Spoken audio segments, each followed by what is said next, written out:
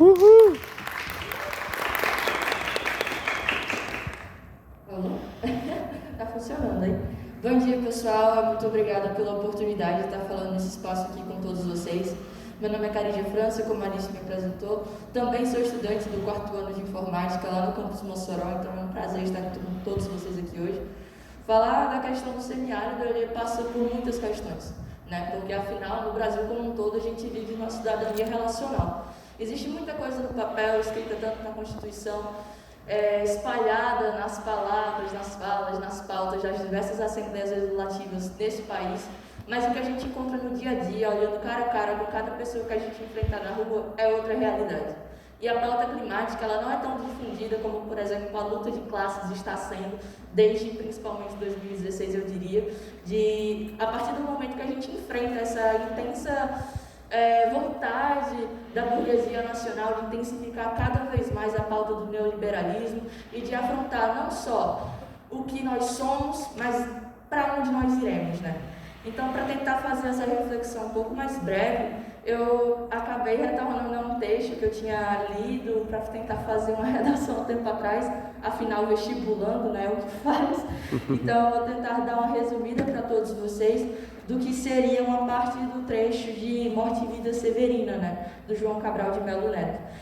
Basicamente, esse texto, como um todo, ele foi um auto de Natal, era um incentivo por parte do autor, foi encomendado a ele, para que ele tentasse fazer um apelo, que ele tentasse passar um ensinamento, né?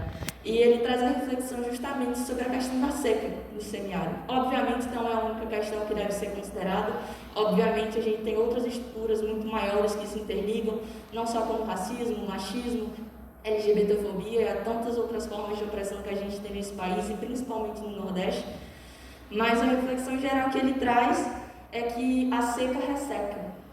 Isso por si só já não nos define, mas a gente tem que perceber o quão profundo isso é. Resseca o quê? A nossa cidadania, resseca o quê? O nosso país, o que a gente enxerga no mundo, resseca as nossas oportunidades, o que a gente quer colocar em prática. E é justamente sobre isso que a gente tem que imaginar a partir dessa questão, inclusive do ensinamento que ele traz. Ao longo do texto, ele vai trazendo a questão de que não adianta mais viver, é hora de desistir, porque não dá mais. Não há espaço para quem quer sonhar. Não há espaço para quem é trabalhador nesse país e imagina um ambiente que realmente é respeitado, sabe? Então, quando ele se percebe nessa situação de completo desespero e está prestes a cometer um ato que nos iria finalizar a própria história, ele escuta o choro de uma criança. E ele percebe que a comunidade toda ao seu redor se volta com tudo que tem, mesmo que muito pouco, para atender ao desejo daquela criança, se ela estava com fome, se ela estava querendo qualquer outra coisa. E o que tudo isso nos diz, né? Que a esperança, ela também está na juventude, que a esperança também está no novo, e nós precisamos ser esse novo, um novo que não pensa apenas globalmente, mas localmente, como vocês todos dizem, mas também um novo que não se comporte como o velho, né? Um novo que entenda, como Michel Louvi, que é um pensador marxista brasileiro, que existe uma superexploração, não só do capitalismo, sobre a natureza, mas sobre as pessoas. Até que ponto nós criamos tecnologia e técnica e até que ponto nós estamos servindo a esse status quo que nos tanto tira todos os dias, né?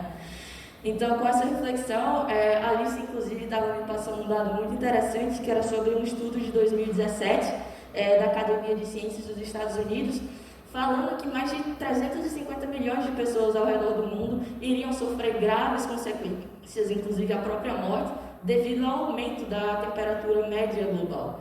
E quanto dessas pessoas seriam pessoas nordestinas? Quanto dessas pessoas seriam do sertão nordestino, né? Na minha cidade, no Rio Grande do Norte como um todo, a gente tem uma média de mais ou menos 40 graus Celsius por dia. Então, o que nos aguarda, né? Então, pensando em tudo isso, e também sobre a questão do degelo, né? Ela trouxe a questão de quebrar o gelo. Eu acho que a gente tem que correr para não quebrar o gelo.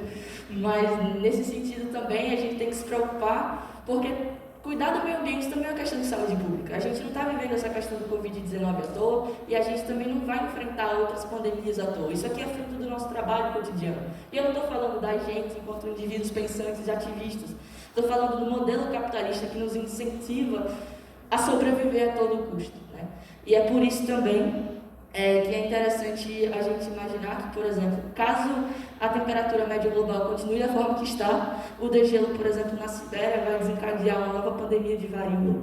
Então, eu nunca, nem vocês, eu imagino, experienciar, a gente, né, não teve esse contato e a gente espera também não ter.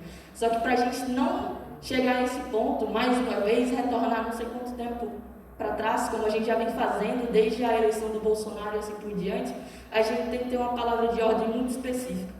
A revolução ou será ecossocialista ou ela não será.